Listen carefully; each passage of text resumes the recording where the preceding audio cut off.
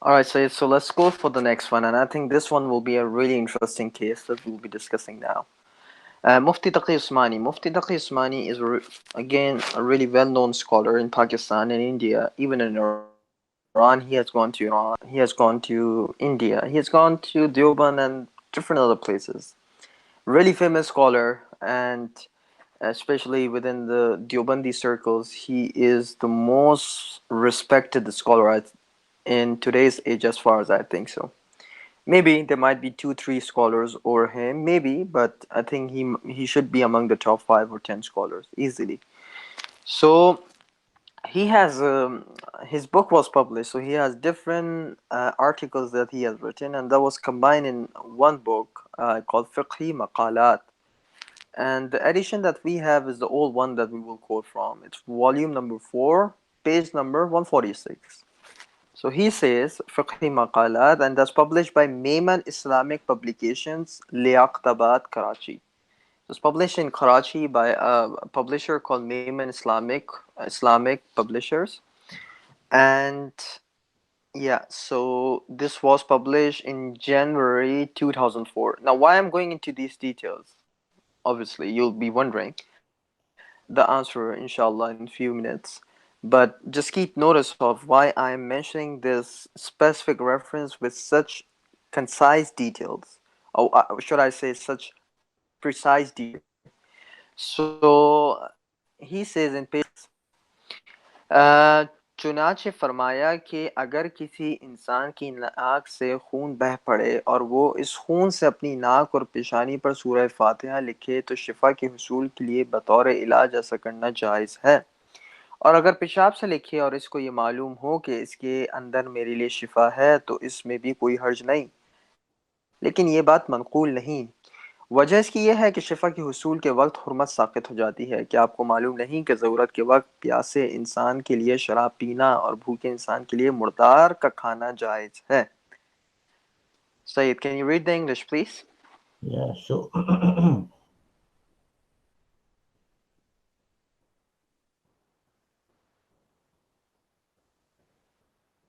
So Mufti Taqi Usmani, he says, if a person's nose starts bleeding and if he writes Surah Fatiha with the blood on his nose and forehead, then it's allowed to do so for the purpose of healing. Moreover, if he writes Surah Fatiha via his urine and he knows that there is healing for me, if I do this, then there's no problem in doing it. Sayyid, so he wanted to give a proof from Quran. He says that since you can eat swine and you can drink in terms when your life is dependent upon it. So likewise, if that's the only solution you have, you can use it. Do you get it? But tell me, any hadith from Rasulullah, any ayah in the Quran, or any specialist in medical, or in medical field, that by writing Quran using your urine can cure you. What does it tell you? Like, why are you mentioning such things? Give me one example. Give me, like, I challenge anyone that's listening to it. Give me one example when someone has tried this and they have got the shifa. Mm. Where are they getting it? And why are they even allowing it? Mm. Mm. You know, like if I don't think anybody would even contemplate such a thing. How could anybody think about writing the Quran with urine? Do you remember that there was a strategy not so long ago? Oh, well, we're not bound by the sayings of, what was it? How did it go? Oh yeah, that's right. That's right. I found that really amusing. Someone pointed out that uh, the same individual, the new kid on the block, who's very fond of quoting Shia narrations. Someone pointed out it's something that we actually addressed in one of the shows, that when he talked about a certain narration about the merits of going on ziyarat. Someone pointed out that we had actually addressed and shown narrations which had a penis length determination to read salat, and when that was when a brother tweeted that to him, his response was, "I'm not bound by the comments of fallible scholars." So basically, when it comes to your own books, you'll simply, rather than address them, you'll simply, "I'm not bound by them," because basically you don't like that narration, so I'm not bound by it. Yeah, That's not really a very academic way to address things, is it? yeah, but anyone could use that approach. I could say, well, I'm not bound by any tradition or the statement of any scholar. Absolutely, I can simply say, well, yeah, if you're going to say, "Oh, because our scholars are not fallible, your imams are infallible," but obviously the narrative, the books, the chain might be weak. We could have all sorts of excuses. But imagine that. And the funny thing is, when we come to issuing fatwa edicts, Hmm. then we're in a different game ball. Oh, It's a different ball game, yeah. because obviously that's got a higher level, because you've got a scholar issuing an edict. So edicts are based on an analysis of what's in the Quran and the Sunnah. So your Hanfi scholars, my dear friend, have deduced from, however they have, I don't know, Allah knows best, but they have deduced from their research and their sources that leading the Hanfi Salat, if they're two individual, is actually based on the size of one's manhood. You can't simply distance yourself away and say, "Because I don't like it, I'm distancing myself from it." Hmm. That's nonsense. And Well, here we go. Address this one now. You try to explain to us how any individual would even contemplate writing Surah Fatiha but with his urine.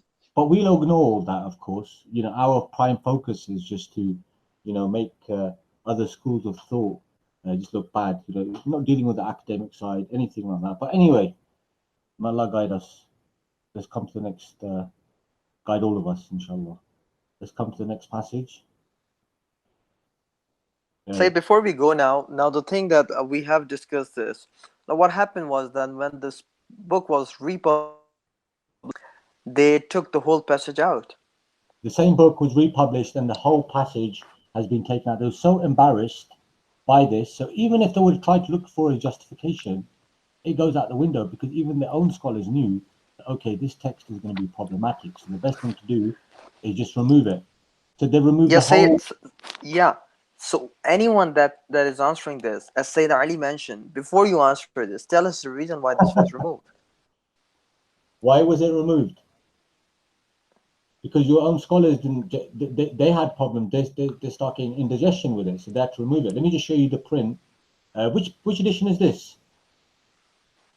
It's a new edition. It's a new Said, I edition. think that's the newer one, Yeah, that's the new the one. one that we are quoting, The right? volume Obviously, 4, that's and same pages, same pages as well. Wow, same pages, wow. They and they removed. removed that passage. That They got specific passage so was removed. embarrassed. They got so embarrassed and humiliated.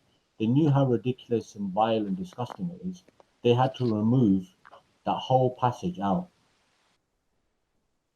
Okay, let's inshallah. Absolutely. And we need to be clear that if the Deobandi dynamic duo are going to try and address this and try to explain why it's okay to write the Quran with urine, our simple response will be, if it is okay, And to then why was this print?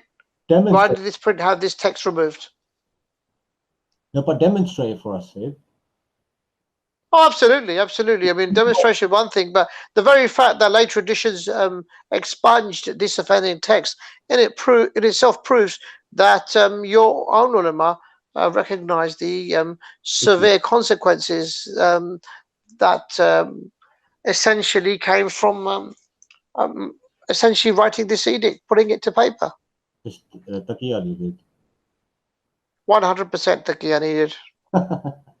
Okay, so now let's go to the books of fiqh, because